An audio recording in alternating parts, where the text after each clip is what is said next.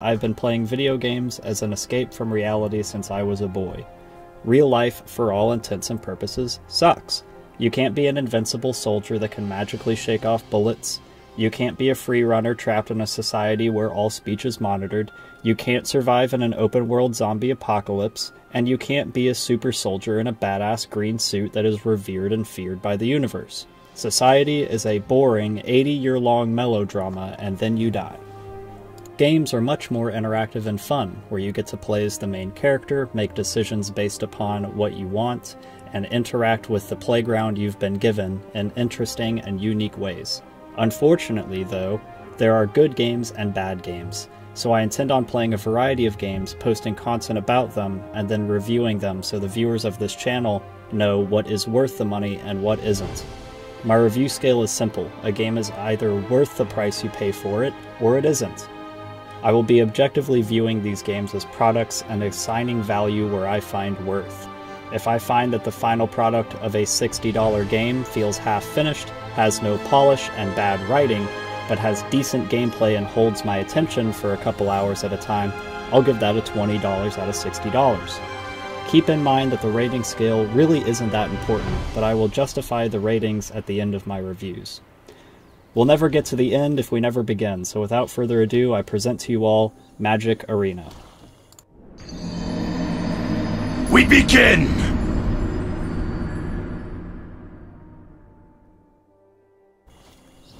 Magic Arena is an online trading card game that is neither a trading game or a card game. The original Magic the Gathering game was played in paper format, much like copycats such as Yu-Gi-Oh! And Pokemon, and was released in 1993. The company behind the game is called Wizards of the Coast and was purchased by Hasbro in 1999. There have been video game adaptations of Magic the Gathering since 1997, but the core three that I'm going to refer to in this video are Magic Online, which was released in 2002, Magic Duels, which was released in 2015, and Magic Arena, which is the main game I will be covering and is still in beta stage. But we will cover how bullshit it is for companies to label incomplete games as beta later. The focus of this review will be breaking down the game itself, explaining it, and determining the flaws of the original game as well as the flaws specific to Magic Arena. I will be covering how the game is played, what standard is as a format, the current metagame, the ranked game mode, the unranked game mode, my thoughts on Hasbro/Wizards of the Coast as a company, and then conclusive thoughts along with a price rating on how much Magic Arena is worth to me. I will give one final preface before diving straight in. All of this is my opinion. I do not work for or am affiliated in any way with Wizards of the Coast, Hasbro, or any of their subsidiaries. I am a guy literally working out of a closet trying to review games on the internet. This is my experience with the game, and my opinions that came from the experience. Some of you may disagree with me, and that is okay. Everyone is entitled to an opinion, no matter how wrong that opinion may be.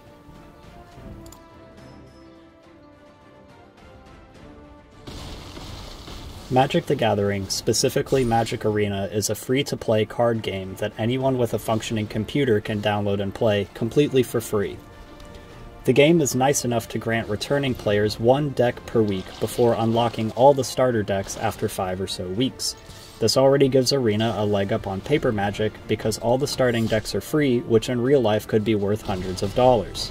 And the decks aren't all garbage either. Wizards of the Coast was nice enough to include a handful of rare and even mythic rarity cards into the starting decks, giving new or free-to-play players a basis for building upon those deck archetypes. However, to continue the free-to-play grind, build your collection, and improve your decks with stronger cards, you should expect to play Magic Arena every day to do daily challenges and win 15 times to maximize card games. And after about 6 months, you'll have increased your deck's power just in time for new, better cards to come out and make all of your hard work worth nothing. So, for all intents and purposes, Magic Arena is not only a pay-to-win game, but it is also a loot box game, making it probably one of the worst types of games to get involved in, period. You will have to invest into the game at least every 6 months to keep up with the meta and be able to compete with other players that have made similar investments. This is an immediate turnoff for me. Once I realized the state of the metagame and how literally the top 5 decks in the game hadn't changed over the course of 4 set releases, I regretted every dollar that I invested in Magic Arena and all the wild cards that I had spent on meta, overpowered cards. If you are a gamer on a budget, this game is worth nothing to you. The decks you are given will never be able to compete with the meta, and you will be forever trapped with garbage cards. It will get stale to lose due to your cards, and without competitive cards, you will lose a lot. This may seem like I'm bashing the game right out of the gate, and you're right, but once you see the potential variety of gameplay and the decision-making within a game of Magic the Gathering, I think many of you will realize that this is an extremely fun game, locked behind an expensively over-the-top paywall and a brain-dead community of players.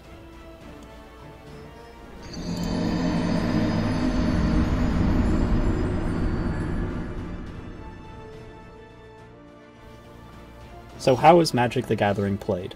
Let's start with the basics. You have a deck with 60 cards. You start with a 7-card hand, but can mulligan, allowing you to draw 7 new cards and choose 1 card from them to go onto the bottom of the deck. You also draw 1 card at the beginning of each turn during your upkeep. There are multiple phases in a turn, which you can advance to at your own pace. Upkeep, main phase 1, attack phase, main phase 2, and end step. Main phases are when creatures and sorceries can be played, where instants can be played during any phase. In Magic the Gathering, there are 7 different types of cards, some of which are considered permanents, which means that when they touch the board, they stay there. The only non-permanent cards are instants and sorceries. Permanent cards are everything else: lands, creatures, artifacts, enchantments, and planeswalkers. Depending on the cost of your cards, you will want anywhere from 20 to 26 lands in your deck. Lands are your most basic of cards and make up what is called your mana base. You may play 1 land per turn, and then you may tap those played lands for mana. Mana is one of the 5 colors of Magic: red, blue, black, white, and green, or is colorless, which I guess is the 6th color of Magic despite it being called colorless. Colorless mana can be played using any type of mana, making them very versatile as they can be slotted into any deck without having to splash another color for it. Your lands untap during the upkeep phase, which is at the very beginning of your turn, even before you draw a card. You can see how much mana it takes to play a card by looking at the top right of it. There will be a colored symbol or multiple colored symbols along with a static number. For example, a card like Steel Leaf Champion we can see costs 3 green mana specifically. You will not be able to play Steel Leaf if you do not have 3 different sources of green mana on the field. Another example would be a card like Saheeli, Sublime Artificer. We can see that she is special due to her split mana symbols. These mean that we can play Saheeli with any combination of the following: 1 red mana, 1 blue mana, and 1 colorless mana. 2 red mana, 1 colorless, or 2 blue, 1 colorless. These 2 examples pretty much cover all the different types of mana costs that you will see in the game. Some cards have more strict restrictions to play, and others are more lenient. It all depends on the card power and what it does. Another basic of Magic is that both players start at 20 life, and the goal is to reduce your opponent's life total to 0 or utilize another win condition to take the victory. Some alternative win conditions are mill, which is forcing an enemy player to run out of cards in their deck. If an opponent cannot draw a card at the beginning of their turn due to a lack of cards in their library, they lose. Another win condition is card text. Some planeswalkers have ultimate abilities that act as win conditions. If you manage to ultimate or -8 a Nicol Bolas Dragon God, and your opponent doesn't control a legendary creature or planeswalker, they lose. Typically, in a game of Magic, one player is reduced to 0 life and loses because of it. This is due to a major card type of this game being creatures. Creatures are cards with power and toughness, which is displayed on the bottom right of the card. Creatures stay on the board until they are killed by damage from another creature, instant, sorcery, or other ability, and can also attack your opponent's life total once per turn. Opponents can block with their own creatures to prevent damage, and if one fighting creature is a 4/4 and the blocker is a 1/1, then the 4/4 will kill the 1/1, the fighting creature will be tapped, and the fighting creature will become a 4/3 until the end of that turn, since they took 1 damage.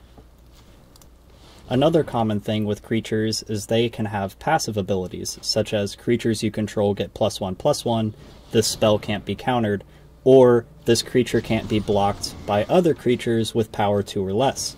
This effect is lost if the creature is killed. Creatures can also have activated abilities. These abilities require you to either pay a certain mana cost or tap the creature in order to gain the effect. A basic example is the Llanowar Elf, which has the ability, tap this creature, gain 1 green mana. Cards like the Elf are called Ramp, which is the action of increasing the total usable mana on the field as quickly as possible, allowing players to play 5-cost creatures as early as turn 3. Lastly, creatures can also have passive skills that only affect that creature during its time spent on the board. There are a wide variety of these passive skills, but the most basic 3 are Trample, Vigilance, and Life. Trample lets creatures attack and carry over damage to the player even if that creature is blocked. A creature without Trample can be a 100/100 and be blocked by a 0/1 and absorb the entire hit. If that creature had Trample, it would do 1 damage to that creature and carry over 99 damage to the player being attacked. Vigilance lets creatures attack without forcing them to tap, so they can attack 1 turn and still play defense during the opponent's turn. And lastly, creatures with lifelink gain the player life equal to its damage dealt. If a creature does damage to anything via any means, you gain life total to that creature's power. Instants, much like their name, can be played instantly and at any time. Some examples of this are temporary buffs, like creatures you control get +2/+2 until end of turn, targeted damage, like a lightning strike which deals 3 damage to any target, or targeted removal, like Vraska's Contempt, which exiles a target creature or planeswalker, and you gain 2 life. But probably the most popular use is to counter spells, such as counter target spell Scry 1 with Sinister Sabotage. There are other instants that can make creatures fight, duplicate a cast spell, and exile all attacking creatures, but you get the idea. You can play instants at any time. Sorceries, like creature spells, must be played on your turn during one of the 2 main phases. These also deal with interacting with the board state, such as Cleansing Nova, which destroys all creatures on the field, but it can also simply draw you cards. There's a wide variety of use for sorceries, one example being Lava Coil, a cheap removal sorcery that allows you to exile an early threat. If this card were an instant, it would be overpowered, but because it is a sorcery and you must spend mana during your turn to use it, it is fair. Sometimes a Lava Coil is your entire second turn, which can slow you down if you decide to play that over a 2-cost creature or another spell. Enchantments and artifacts are different permanent types that typically have passive abilities. A great encompassing example is the Immortal Sun, which gives all your creatures +1/+1, allows you to draw an additional turn during the upkeep, and does not allow any players to activate their planeswalker's abilities.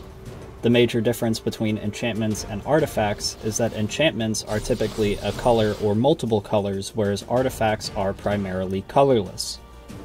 Finally, we arrive at planeswalkers. These are named permanents that are essentially the heroes and villains of the overall story of Magic. They have passive abilities and abilities that either gain or decrease the loyalty of the planeswalker. This loyalty counter is essentially your planeswalker's health. Some planeswalkers even have ultimate abilities that have devastating effects and typically are considered win conditions, even if they don't outright kill your opponent. A good overarching example of a planeswalker is Liliana Dreadhorde General. Her passive ability draws you a card every time a creature you control dies. You can use her +1 ability to create a 2/2 zombie creature token. Tokens are created creatures that are not actual cards. Her -4 makes each player sacrifice 2 creatures, and her -9 is opponents select 1 permanent of each type, then sacrifices the rest. This forces the opponent to be reduced to 1 land, 1 creature, 1 artifact, 1 enchantment, 1 planeswalker, and given how late in the game you have to be in order to activate this ability, it is devastating enough to force a concession 99% of the time. Much of this game is prediction, strategy, and sequencing. How you use your threats and interact with the board is key, but analysis of the entire board state can lead to smarter plays and more wins. Analyzing your opponent's board state, their number of lands, creatures, planeswalkers, the cards in their graveyard, and the amount of cards left in their hand can sway your decision-making throughout the course of the game. Therefore, some people consider Magic the Gathering to be a skill-based game, where the fate of the game is determined by the skill of the players. This is so far from the truth, due to fundamental flaws with the game itself, and due to the developers behind Magic Arena, but we will cover that more in depth later. So if all this sounds good to you so far, great! You'll really enjoy Magic the Gathering, but you won't enjoy Magic Arena. This game is fundamentally flawed down to the core and has constant controversies covered about it seemingly monthly. There is an entire channel called Desolator Magic that is practically dedicated to the faults and controversies of Magic the Gathering, Wizards of the Coast, who prints the cards and created Arena, and Hasbro, who owns Wizards of the Coast. Not to mention that the player base has once again ruined a fun game. Due to the emphasis that Wizards of the Coast has put into the competitive side of Magic the Gathering, and the fact that the internet exists, every player has immediate access to the best decks via the interwebs, so everyone only plays the best decks. You see the same cards from every block being played, and you have to go out of your way to find players that run wacky stuff. Otherwise, it is the same combination of cards over and over again, with some very slight variation, mainly so Magic Arena content creators can pump out a slightly below average deck list every fucking day.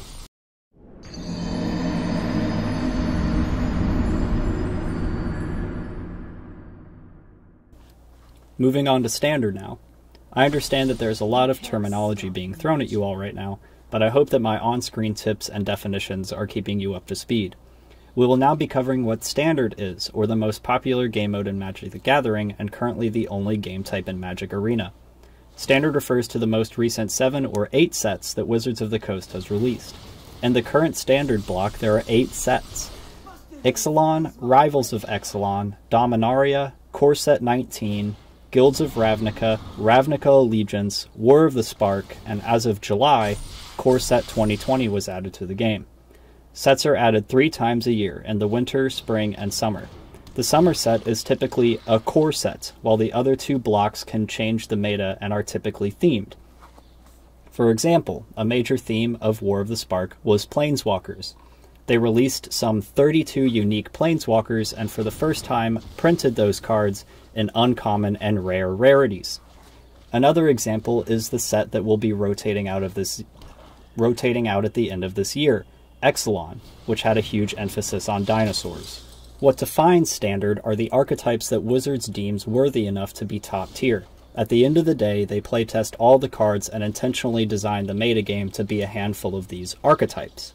What I mean by that are the guilds of Magic the Gathering, or the names of single or multiple color combinations that contain the most powerful cards when mashed together.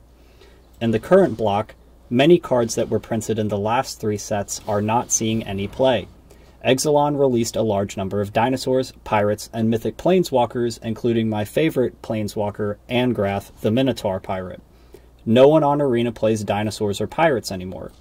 Rivals and Dominaria released a variety of control-based planeswalkers and created the Merfolk archetype. There's one card that is a staple from the Dominaria block, Teferi, the hero of Dominaria, or as I like to call him, Teferi, the bane of my fucking existence. This card makes control absolutely broken, and nothing as substantial as Teferi sees any competitive play in the current meta. So there are 3 sets in Standard that many people have spent their hard-earned money on that are collecting dust. They're expensive, rare, and mythic rarity cards that are now spending all their time sitting around instead of seeing playtime, while the most current 5 sets are dominating the meta. To spill salt on the wound, Ixalan is leaving Standard and will likely be leaving Arena, meaning that the hundreds of dollars spent on those cards are gone.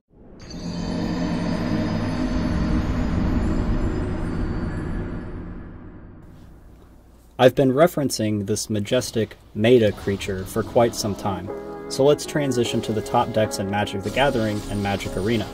For those of you that aren't familiar with the decks, it is not something to be excited about, because none of the top 3 decks are any fun, and you will see these top 3 decks in every game mode, including Unranked, upwards of 80% of your matches. For example, I quit playing Arena for the night after I queued with a jank Gruul Super Friends deck and saw the #1 deck in the game, Mono Red Aggro, 5 out of my 7 games, in Unranked. And naturally, they were completely spec'd out and stolen from the internet with all the rares that they could possibly need. I couldn't take it anymore and refused to put up with it. The best 5 decks in Arena are Mono Red Rush, White Weenies Rush, Esper Control, Grixis Control, and Mono Blue Tempo. Some honorable mentions are the Gate archetype and Gruul, which is by far the manliest way to play Magic. The standard meta, or the top 5 decks that dominate Magic Arena, are as follows. Number 1 is Mono Red Aggro, number 2 is Esper Control, number 3 White Weenies, number 4 Grixis Control, and number 5 Mono Blue Tempo. Let's break them down and explain the general way to play these decks and how to come out on top. This is the current, at the time of writing this, meta list for Mono Red Aggro. Start with our mana base of 20 lands, then Fanatical Firebrand, a full 4 set, 4 Gitu Lava Runners, 4 Viashino Pyromancers, 4 Runaway Steamkins, 4 Goblin Chainwhirlers, 4 Shocks, 4 Lightning Strikes, 4 Light Up the Stage, 3 Wizard's Lightning, 4 Experimental Frenzies, and 1 Chandra Fire Artisan. Starting from the 1-drops, we have Fanatical Firebrand, a 1/1 with haste, meaning he can attack the same turn he entered the battlefield, and you can tap him to sacrifice him and deal 1 damage to any target. Next is Gitu Lava Runner, a 1/2 with the ability if 2 or more instant or sorcery cards are in your graveyard, Gitu Lava Runner gets +1/+0 and gains haste. Last is Shock, a standard burn spell that does 2 damage to any target. In 2-drops, we have Viashino Pyromancer. When he enters the battlefield, he deals 2 damage to target player or Planeswalker. 11 out of 10 times you're going to want to go face or attack your opponent directly. That is the theme of this deck. Going face. And it's the #1 deck in the entire game. Let that sink in. Moving on, we have a Lightning Strike, another cheap burn spell that does 3 damage to any target. In the last 2-drop spot, we have one of the most devastatingly broken cards in Standard and a staple of this deck, Runaway Steamkin. Whenever you cast a red spell, Steamkin gains +1/+1 up until it is a 4/4. Then, if you have 3 counters on them thanks to playing those 3 red spells or otherwise, you could remove those counters in exchange for 3 red mana. It is possible for Steamkin to be played on turn 2 and be a 4/4 during turn 3, meaning that you can play 3 1-cost spells, attack for direct damage on turn 3, and then tap Steamkin for 3 more mana to either play more burn or play something like another staple of this deck, the Goblin Chainwhirler. Chainwhirler is a 3 red cost, and when he enters the battlefield he pings the opponent's board for 1, meaning that it does 1 damage to everything on board. This includes creatures, planeswalkers, and the enemy player. So if that player has any creatures with 1 toughness or a planeswalker with 1 loyalty counter on it, Chainwhirler kills it. Not to mention that it is a 3/3 with first strike, meaning that in order to defeat this in combat, you have to have at least a 3/4 creature to destroy him. There's also a cheeky trick where right after blockers are declared, a red player will shock your high defense creature down to 3 toughness, so when first strike occurs, it outright kills your creature, and the Whirly Boy survives. All of that, an entire paragraph worth of exclamation for a card that cost 3 mana. He's busted. The other 3-drops are Wizard's Lightning, which does 3 damage to any target. However, if you control a wizard creature, it only costs 1 mana instead. And there are also conveniently 8 wizards in our deck, which synergizes with the ability, the Gitu Lava Runner and the Viashino Pyromancer. Lastly, we have Light Up the Stage, which draws you 2 cards that you can play until your next turn. This is reduced to only costing 1 mana if you do direct damage to an opponent on that turn, and since this deck is all about clicking on your face and not having any fun with the game, this card costs 1 99% of the time. The 4-drops are how this deck restocks their hand and continues to constantly try to burn the opponent out with direct damage. Experimental Frenzy allows you to view and play the top card of your deck at any time, but you cannot play cards from your hand. Lastly, there is 1 Chandra Planeswalker that cannot be attacked or dealt damage to, otherwise it deals that much damage to anything on the board, including your face. So basically this deck is designed to overwhelm your opponent in the early game and devastate them with direct damage that they cannot avoid unless they have hexproof, substantial life gain, or counterspells. The most typical way around a mono-red player is with the number 2 deck in the game, Esper Control. For the Esper Control list, I went on the internet and looked up the best Esper list as of recent and found this. It involves 2 Search for Ascantas, 3 Cast Downs, 2 Elder Spells, 1 Cry of the Canarium, 4 Thought Erasures, 4 Narset Parter of Veils, 4 Teferi Time Ravelers, 3 Oaths of Kaya, 2 Basilica Bell Haunts, 3 Kaya's Wraths, 4 Teferi, Hero of Dominaria, who would have thought, 2 Command the Dreadhorde, and some lands. Esper refers to the color combination of white, blue, and black. These colors, starting with blue, emphasize counter magic. White is life gain and protection, and black is targeted removal and discard. Control refers to not allowing your opponent to play the game. Everything beyond turn 3 is cancelled or removed from the board entirely so you cannot use it. The Esper player will then stall with counter magic and planeswalkers that dig for more counter magic or the win conditions. The primary win condition, and most of the time the only win condition in the Esper Control list, is Teferi, Hero of Dominaria. For simplicity's sake, I'm not going to go over these next few deck lists in as much detail as Mono Red. Just know that all of the cards are multifaceted and that the deck is built to have an answer for everything or dig for specific answers. Esper has life gain against aggro, counter magic for large spells, and direct removal for anything that makes it onto the board. The point of this deck is literally to not let either player, the Esper player included, have fun with the game. Esper Control is like that one weird friend that wouldn't really participate in the same wacky shenanigans on the playground. If you shot a finger pistol at him, he would always respond with, "You missed. You're no fucking fun." Esper is obnoxious and is topped off with the most smug and hated card in the game, which is conveniently the win condition. Teferi, Hero of Dominaria, a 1 white, 1 blue, and 3 colorless mana planeswalker, is a stupid fucking card and a mistake. His +1 ability allows you to draw a card and then untap 2 lands at the end of your turn. This means that a player can have 6 lands, play Teferi, and still have 3 mana open to play a counterspell or removal spell. I say 6 instead of 5 specifically because most counter magic and removal costs 3 mana. It gets better though. His -3 ability allows you to bounce any non-land permanent from the board and put it in the opponent's library 3rd from the top. So let's just say that you played a 7 mana spell like Palaka Worm. The next turn, Teferi can enter the battlefield and whisk him away. By the time you draw your worm again 3 turns later, Teferi has let the enemy draw 6 cards thanks to the beginning of their turn and Teferi's +1, so by then he will either counter or outright kill your worm the next time he sees it. The icing on the cake is the actual win condition. For -8, Teferi gives you an emblem that allows you to exile a permanent an opponent controls every time you draw a card. 2 things make this just gross. First, emblems cannot be removed, and secondly, this includes lands. So if an emblem does go off, chances are good you have nothing on the board except for lands, which you slowly lose, along with your sanity, since you just spent 45 minutes playing shit just to get it cancelled or removed. What a fun card, right? Totally doesn't destroy the fun and creativity of the game. Super fair and a blast to play.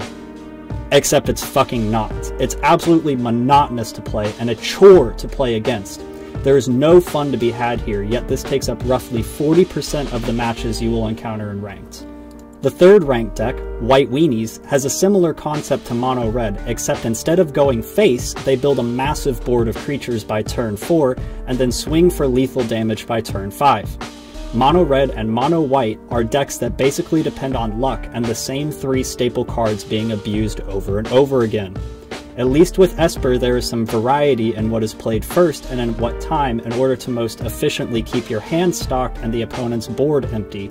With these 2 decks, it's the same shit every game.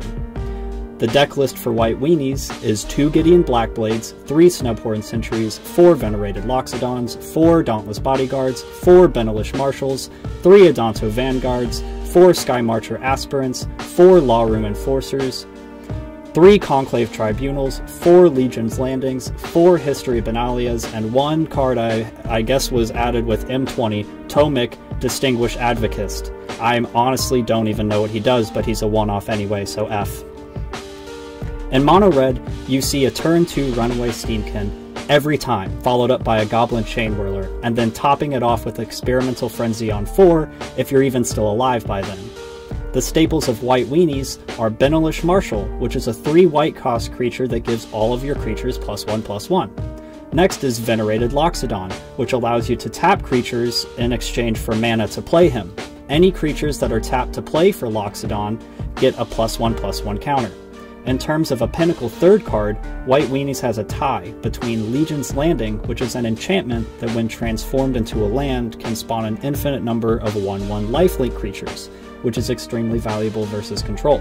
But I also think that History Benalia is still extremely relevant in this list, because if all goes as planned, you have a giant board built with Benelish Marshal and Venerated Loxodon, then swing for lethal turn 5 when History Benalia buffs the Night tokens and Benelish. The 4th ranked deck is another control deck, except it is in Grixis colors, which are red, black, and blue. The win condition of this deck is another 5-drop Planeswalker called Nicol Bolas Dragon God. The rest of the cards are the same as Esper Control and answer anything that your opponent tries to play. If there were one deck in Ranked that I am okay with, it's Grixis Control, and that is because there is a variety of win conditions that see play in the unranked game mode besides just Dragon God. There is also Bolas the Ravager, which is a 4/4 creature that can smash your opponent's face or transform into a devastating planeswalker. Liliana, which creates creatures and has an ultimate that is basically a copy-pasted Teferi, and Ugin, who is a 6-drop planeswalker that holds control of the board, creates creatures, and generates card advantage. The variety of Grixis Control is what keeps the deck interesting, but as the meta has refined itself, it is atypical to see anything besides a full 4 copies of Dragon God and no other win conditions, just counters and removal. For the typical Grixis Control deck list, I snagged this one again off of the internet, the most recent one I could find, and it had 4 Bolas the Ravagers, 3 Narset Parter of Veils, 4 Nicol Bolas Dragon Gods, some lands, 2 Negates, 4 Bedevils, 2 Cry of the Canariums, 4 Discovery Dispersals, 1 God Eternal Kefnet, 2 Lava Coils, 4 Thought Erasures, 1 Cast Down, 1 Angrass Rampage, 1 Ritual of Soot, and 1 Disdainful Stroke. As you can tell, this is the only deck that I would tolerate bringing into Ranked, but given that it is 4th on the meta list, its win rate versus the top 3 is not good enough to run the ladder with any efficiency.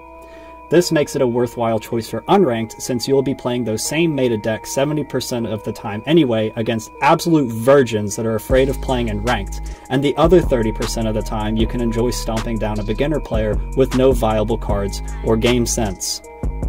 Lastly is a deck called Mono Blue Tempo, an all-blue deck that runs cheap counter magic and intends to win around turn 6.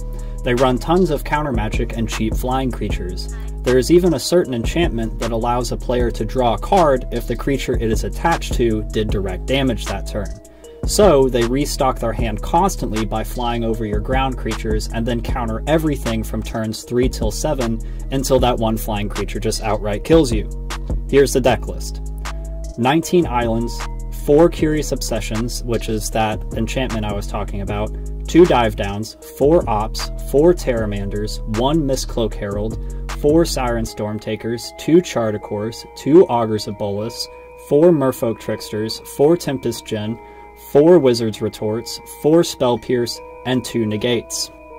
In conclusion, the current meta is shit. It is either flinging your entire hand onto the board and winning by turn 3, which we see with Mono White and Mono Red, or stalling out the game to last 45 minutes just so you can play the same fucking win conditions over and over, which we see with Grixis and Esper Control.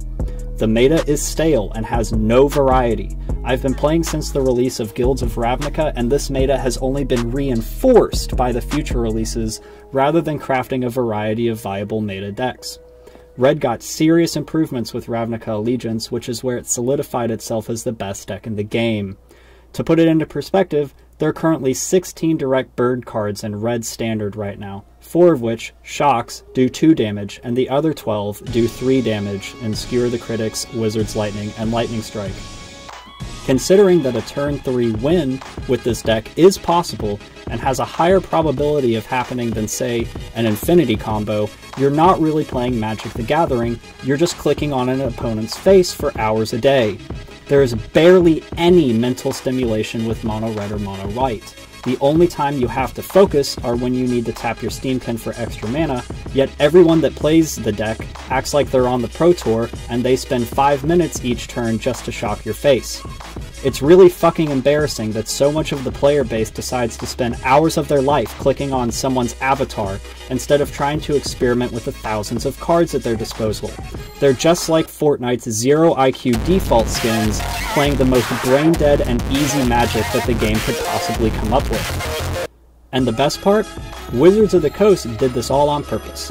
They built this game so that any idiot could pick it up and make it to Mythic rank.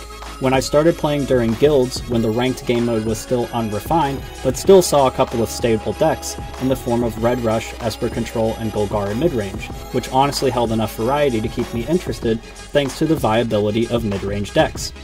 But there was a huge influx of red during Allegiance due to cards like Skewer the Critics and Light Up the Stage being printed, and a massive spike in the player base.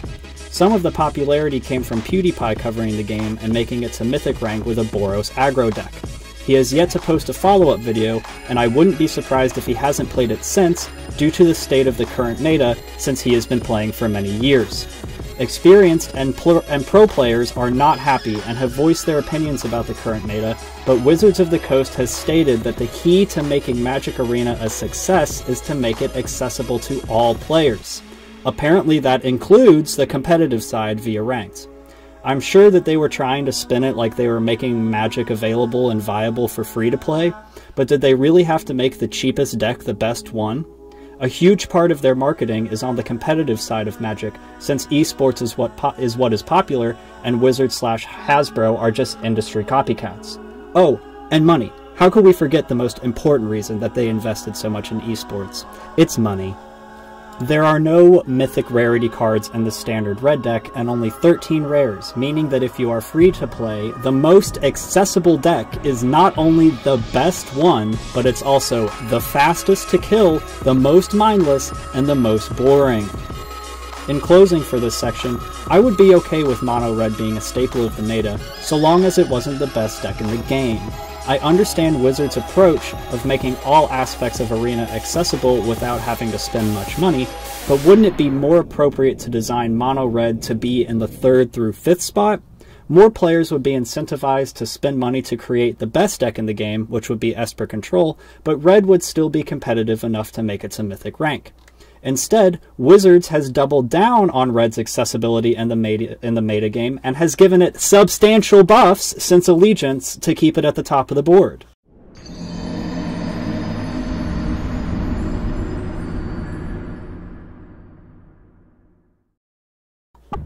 Now on to Ranked.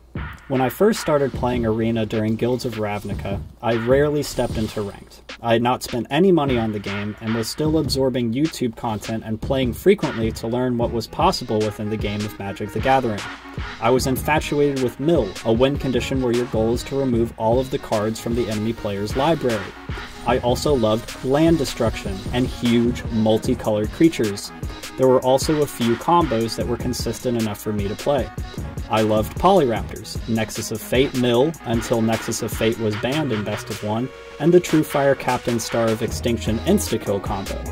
There is nothing as interesting as that within the ranked meta, nor do I expect there to be for quite some time. At this point, Wizards of the Coast will have to wait for Dominaria to leave rotation, or print a card that is like Immortal Sun, that costs less than 6 and simply shuts down all Planeswalkers, because Teferi will exist in Esper, and Esper will exist until Teferi is rotated out.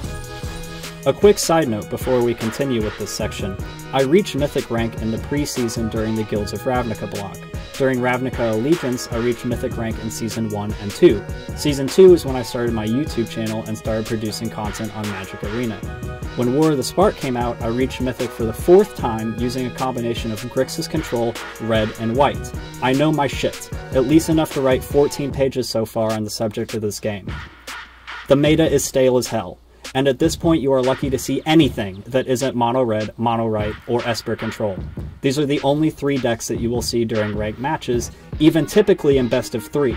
And the only reason that some people have been brainwashed into thinking that the meta is healthy is because YouTubers are so buried deep in Wizards of the Coast pockets that they spend hours and days of their life making decks that can barely compete with 2 of the 3 staple decks. And remember how I mentioned that a lot of arena YouTubers produce shit decks every day?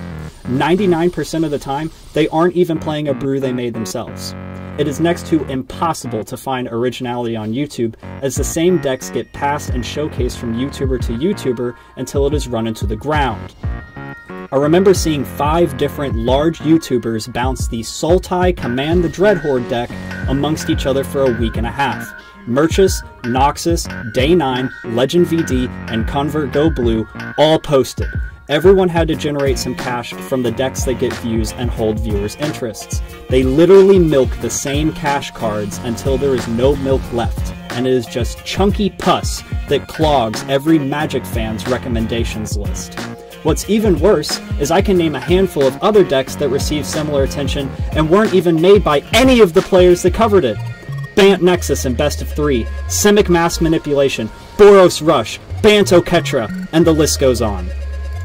So the next time that you have 10 minutes that you want to void from your life for no productive reason, open the YouTube pages of Merchant, Noxus, Day 9 TV, Legend VD, and Covert Go Blue, and count how many times you see the deck title with different thumbnails. I guarantee that the overlap is close to 100%, especially for the decks that I mentioned above. The ranked meta of Magic Arena is just a cesspool of people trying to convince you that there is variety in the metagame, when in reality there just isn't. This is backed up by the tournament placements for the past year. It is absolutely dominated by Red and Esper. White didn't make it until top 3 until late 2018 or early 2019, and since then, there have been 2 set releases that have only made these top 3 decks better, and we have yet to see another archetype even come close to hitting the same win rates as them. Not to mention that the standard meta is currently best of 1 instead of best of 3 like it should be. In my opinion, there should not be a separation of traditional ranked with regular ranked. It should all be best of 3. Magic isn't really competitive to begin with, but with the addition of a 15-card sideboard that can be used to make changes to your deck between games, this helps with the argument that Magic is at least somewhat competitive. Lastly, I think it is fair to cover how ranked works and how to progress through the ranks in order to reach Mythic. For those of you that just listened to this whole section without knowing how all this works, it will all make sense soon. There are 6 ranks: Bronze, Silver, Gold, Platinum, Diamond, and Mythic. Within each rank are tiers 4 through 1. Once you advance through all 4 tiers of a rank, your rank increases. The most important thing to keep in mind about this is that you can lose tiers, but you cannot lose ranks. So once you hit Diamond 4, you stay in Diamond no matter how many games in a row you lose. Obviously, in order to progress through the tiers, you have to win games. In Bronze and Silver, wins are worth 2 points and a loss gets you -1 point. You need 6 points to advance to the next tier, meaning that in Bronze and Silver, you need to win 12 games in a row to make it to Gold. This magical number of games required is increased with every loss, since you lose rank when you are defeated. Once you hit Gold, it is a 1-for-1 split, meaning that you get a point for winning and a point for losing. To make it from Gold to Mythic, you would have to win 72 games in a row to climb the ladder. Obviously, and for reasons that we will get into later, this is impossible. What remains here is that a Magic Arena becomes a chore when trying to climb the ranks. You begin to see inconsistencies with your opening hands after winning too much, and it can feel at times like the game is purposefully giving you bad hands or purposefully flooding you in order to adjust your win rate. But surely that's not the case, right? Well, not entirely. Wizards of the Coast developers can't keep their hands off of anything, so they artificially manipulate your win rate to stay around 50% through the following unethical practices. 1. There is some algorithm in the game that favors duplicate cards, meaning that you are more likely to see groups of cards instead of individual ones. Count the number of times you see duplicate cards in your hand while playing. It will start to add up, but the real-world statistics will not add up. The same goes for lands, so there is a higher chance of large bundles of land to be clumped in your deck since they all have the same name. A way around this is to use basic lands from different sets, since technically they are different cards due to what set they are being released with. But there is no avoiding the red players that start with 2 Steamkins and 2 Lightning Strikes. 2. They implemented a hand smoothing algorithm, which draws a player 2 7-card opening hands and then gives the player the one with more favorable mana. This on the surface seems like a great addition, but when combined with the other tampering, we can see that this gets insanely nefarious. Not to mention that when this hand smoothing algorithm was released, there is a 13 land mono red deck that became extremely popular and competitive. 3. There was a study done that took 1 million games of Magic Arena and studied the land draws specifically to test whether or not players were experiencing true RNG or if there was tampering behind the scenes. The study found that there were statistically significant patterns in relation to land draws.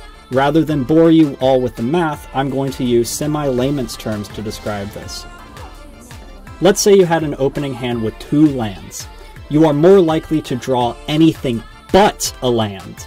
The opposite is true as well. If you have a 4-land opening hand, you are more likely to draw more lands. I experience beating the odds on a daily basis in Arena. Drawing 5 lands in a row should statistically never happen unless you're playing Arena. In fact, if you do play Arena, prepare to experience statistical anomalies on a daily basis. To put it into perspective, you should draw land about 1 every 3 turns. Most decks' land base makes up 30 to 35% of their deck. The odds of drawing 5 lands in a row are doing the same thing as 3 times 3 times 3 times 3 times 3, all under 1. That is a 1 in 243 chance. You cannot convince me that I should see blatant bullshit like this on a daily basis, especially since I barely play 10 games a day. The best part, if you mulligan your hand, all of the RNG falls perfectly into place, meaning that wizards can not only be trusted in any way, but you have been playing games that have been rigged from the start. Truth is, the game was rigged from the start. Or at least that's what it feels like at this point. Reddit kinda tore apart that million games study, and I haven't touched Arena past a few games before bed for the past few weeks. We'll see if they ever release some vague patch notes that mention the shuffler in the future, but as of recent as June of this year, the same author analyzed 150,000 games and stated, "Too long didn't read, the shuffler is clearly bugged, in a specific way which can be used to rig shuffling in your favor. If all of the lands are at the front of your deck, you will get a lot more mana flood than you should. If all of your lands are at the back of the deck, you will get a lot more mana screw than you should. If they're right in the middle, you should get at least somewhat close to the right frequency of flood and screw. The effect is quite dramatically large, easily big enough to be casually noticed at the extreme ends of the effect." The link to his Reddit will be in the description. There are also complaints on Wizards' feedback website as recent as June 12th with pictures describing the multiple shuffler bugs causing them to draw too many lands in a row. Whether or not user Douglas JM is right, no one has come forth with any other tests at this level, and his statistical knowledge far surpasses mine, but it is evidence that I'm going to use regardless. As a side note, I don't really trust a lot of people on Reddit because they think that they're huge brains when really they're 40 IQ default plebs. But now that I think about it, if they ever decided to debunk this and make the game true RNG, they should just pull some slowpoke meme bullshit. "Oh, we found a bug in the shuffler. Herder. We didn't realize it until now. Herder. Despite our community smelling fishy business for the ripe, I don't know, half of a year now. Obligatory herder." You fucking donut. Just call it a bug and make it true RNG. Make it read the vapor waves of space for the truest RNG experiences and market that. We shuffle our decks the most randomly. We use NASA's technology to read space waves and generate random numbers from that. For more information, go to blank blank blank. Now that's marketing, boys. Take notes, Hasbro. On to Unranked.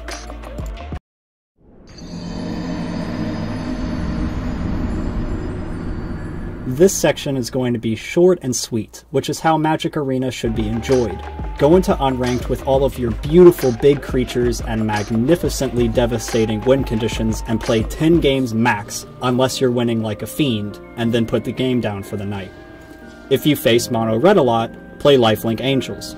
There are solutions to the problems, despite these problems being artificial, and no, the solutions are not perfect. Instead of playing Simic Ramp, and getting 2 Paradise Druids and 2 Llanowar Elves swept by a Whirly Boy on turn 3, consider playing another deck that is similar, but better stocked for mono red. And I know that's not the answer that people really want to hear, and neither do I. I want these things from Magic Arena to keep me coming back for more. It's 2019, people. We have to have higher standards for our video games. If I have to be the Gordon Ramsay of game reviews, I will. So listen up, Wizards of the Coast. Here are my marketing recommendations for you. 1. True RNG, or be transparent with some of your data to prove to the community that you are using true RNG. 2. I want an optional ban list for cards on a deck-by-deck basis. Give players 3 slots to pick cards that they don't want to see. It's unranked. So what if everybody picks Teferi, Steamkin, and Benelish Marshals? Let those pussy boys figure it out in ranked. Not only does this mitigate full net deckery, but it also gives us some much needed breathing room from all the mono red horse shit. 3. I want enhanced chat. This is a PC game, for fuck's sake. Take one good look at yourselves in the mirror, because it's a fucking disgrace. I should be able to say more than nice and good game. Let me have a full chat and just put on a thick profanity filter. 4. A friends list, and not this give me your code bullshit either. I want to be able to click on a player's name and have a menu with the option to add them as a friend. I then want to be able to ping my friends for a game. Have a friends tab that we can click on in the main menu and see who is online. You could also send Sparky into the corner of your screen if you're in a game and say, psst, you have a game invite. Or just have a notification appear in the main menu. I do think that Sparky thing would be cute though. And 5. Truly random, unranked matchmaking. No deck strength calculator, no holds barred, truly random. There are some really expensive decks out there that still rely on a shitty gimmick and can lose to merfolks. The only restriction that I would put on matchmaking is in favor of protecting new players before they get their footing. Players that haven't unlocked all of the free beginner decks yet cannot play against anything but another free beginner deck. After you unlock all the decks, welcome to the game, son. It's time to step up. Games as a whole have lost sight of the fun of random matchmaking. Nothing was more beautiful than a good lobby in Black Ops 2. Magic Arena, however, is far from nostalgia. It sits very firmly in the status quo of the games in the current age. Lastly, and this one's a real stretch, make the season pass not only cheaper by 400 gems, but also sell it for gold as well. Having this multi-currency nonsense is for mobile games anyway, but I'm willing to put up with it given how Magic the Gathering is a great fucking game and deserves only the best. I'm being hard on Wizards of the Coast because I'm the type of person that doesn't settle for crap, yet constantly has crap shoved down my throat like Fortnite, Call of Duty, Apex Legends, etc. In review, spend $50 a set release, play unranked for fun, and only play fun decks. If you're having a bad night, switch to Lifelink Angels or just go the fuck to bed. It just isn't worth it to be a slave to the game and spending your time unhappy. Play fun stuff until it isn't fun anymore, and try to not get caught up on the competitive side of Magic the Gathering.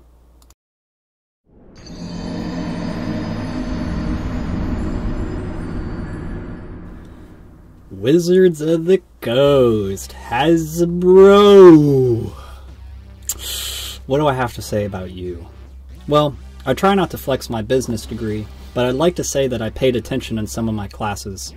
Wizards of the Coast and now Hasbro has very little respect for me, seeing how much of Magic Arena they have monetized and how they have zero respect for the player base.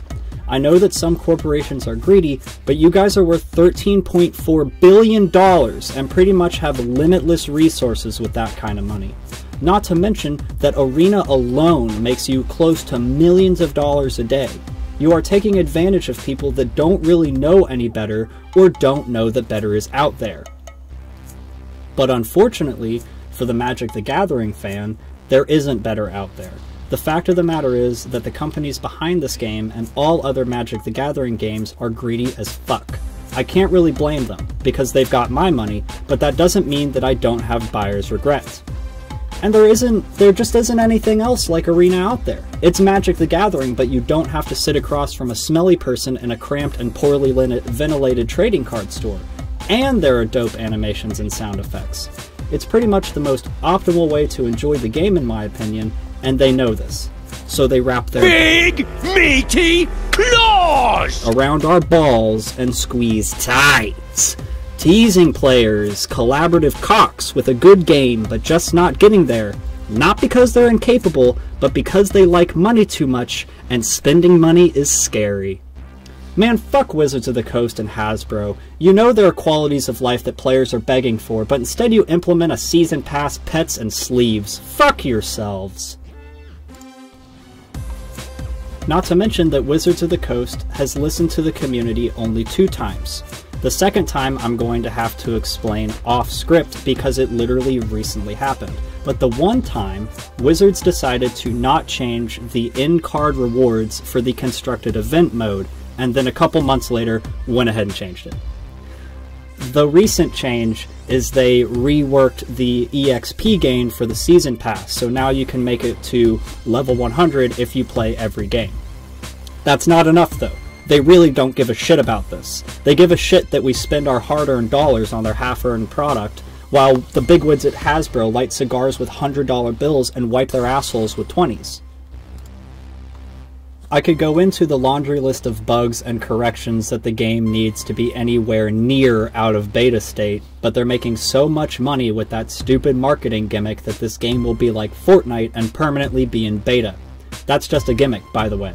It's a way for games to be excused for shortcomings and helps emphasize the purchasing of in-game currency to quote-unquote support the game and the creators. It all happens to be a convenient excuse to make money off of an incomplete game.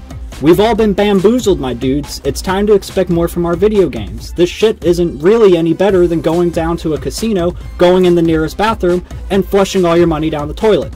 Wizards of the Coast and Hasbro, shame on you.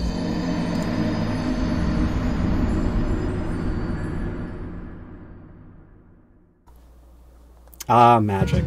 Magic on paper is a beautiful thing. The game itself has so much creativity and thought, there is an expansive lore to the game, and the different avenues for victory or torture are limitless. It is truly a game of imagination and creativity, with the added fun of the luck of the draw.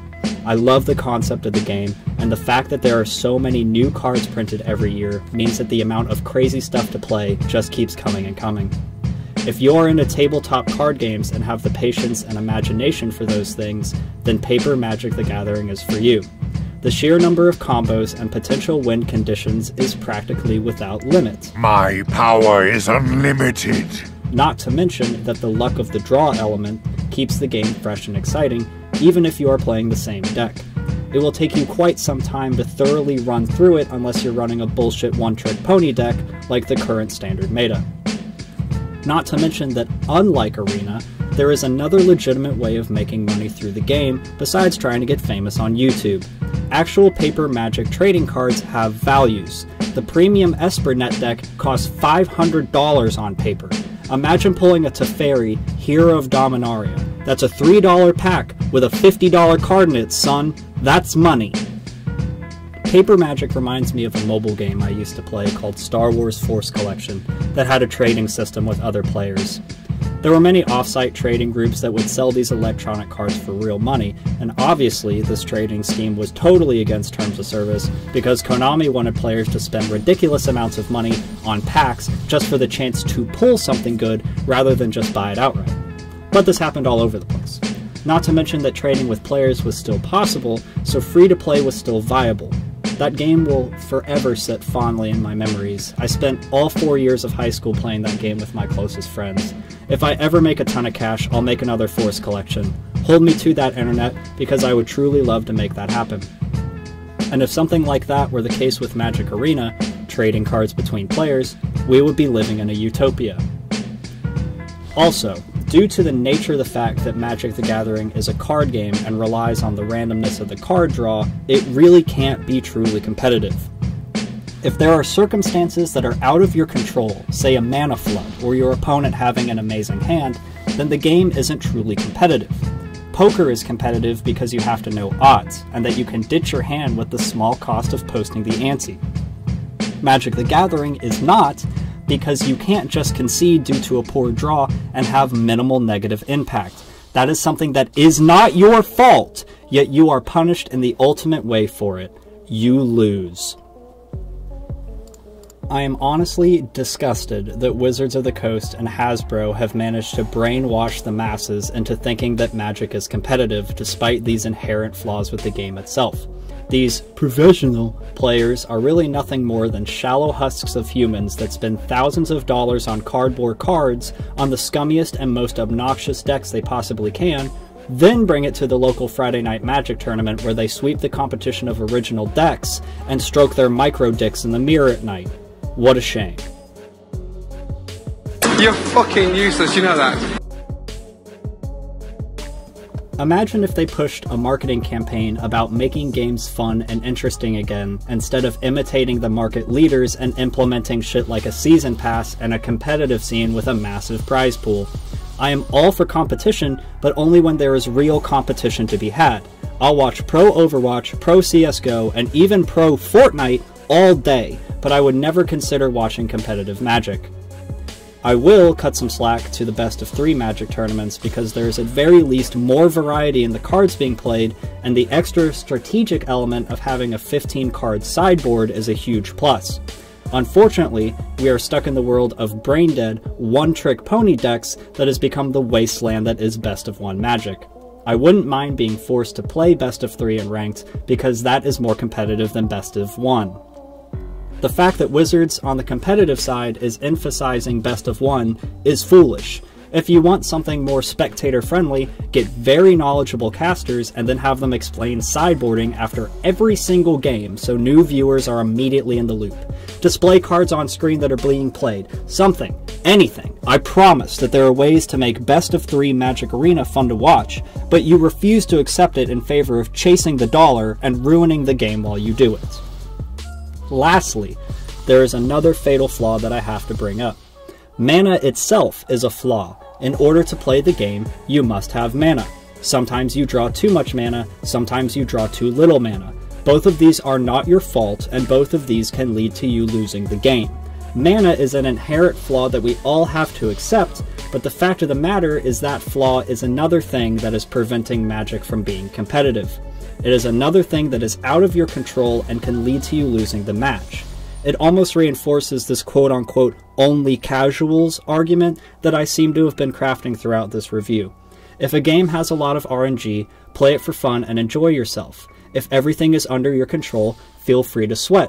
It's not that I think that games can't be competitive, I just see too many flaws with staple parts of this game that prevent it from being competitive and do not fit or benefit the esports scene.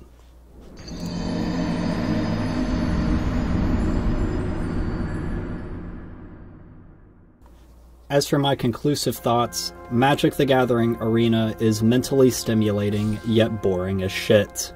Let me explain. It is one-sided mental stimulation. It is one-sided for me and for you, the types of players that play imaginative decks and create our own brews. We are the players that see fun cards and build decks around them. Then we run them through this boring as shit gauntlet where the only things we see are the same shit that we watched on YouTube the night before. When my friends come over to enjoy some Magic Arena and some brews, actual brews, they are fascinated that I can name the exact deck that my enemy is playing with near 100% accuracy. I'm subbed to all the major Magic Arena YouTubers, so I'm constantly aware of what everyone is going to be playing that week.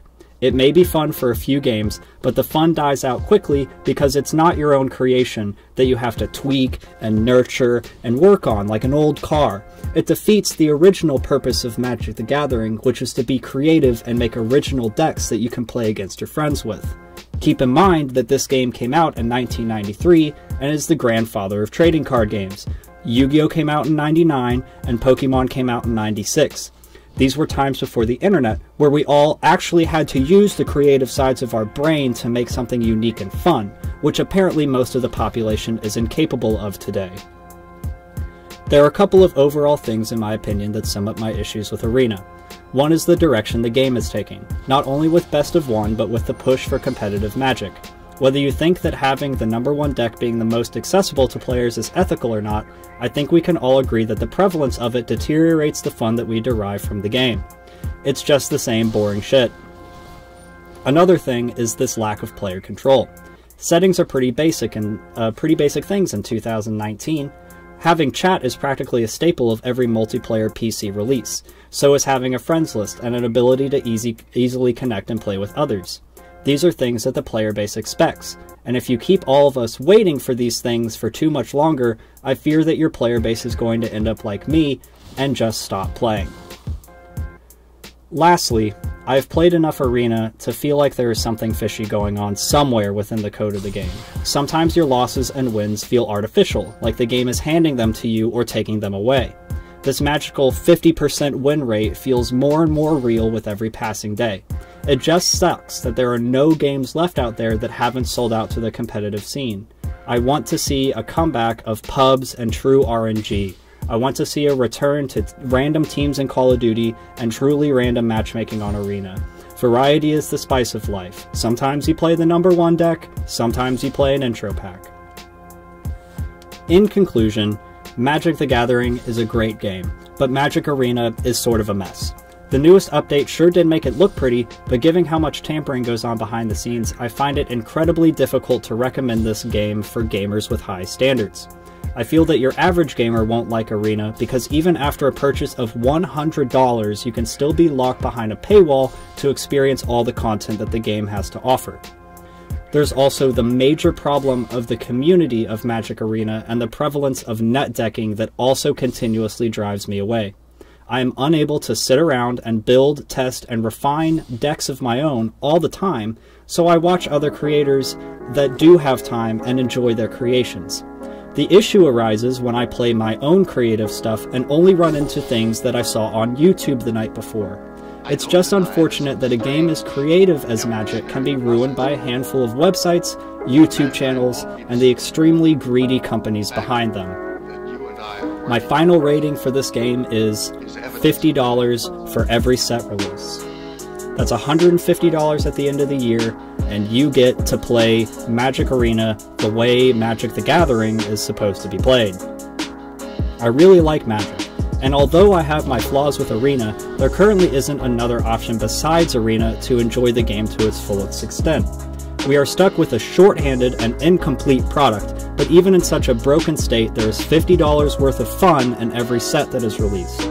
Just do your research, cross your fingers when you open your packs, then use your wildcards to craft what you find to be the most enjoyable, entertaining, and fun. Lastly, don't even waste your time against the top tier decks. There is nothing wrong with conceding an Unranked, especially if sticking it out is only going to cause frustration and hatred for an otherwise beautiful and fun game. I love Magic the Gathering, but I hate Magic Arena. Thank you for watching. La chancla y el bañador.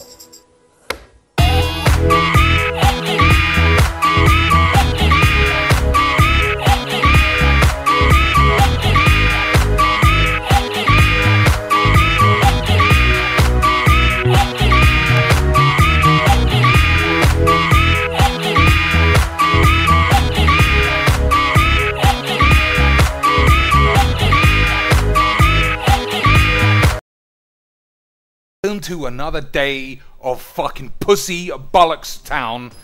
Just pure cuntsville, this game. And I've got to the point where it's everybody's fault. If I play unranked, I'm playing a day one intro pack fucking beginner tit.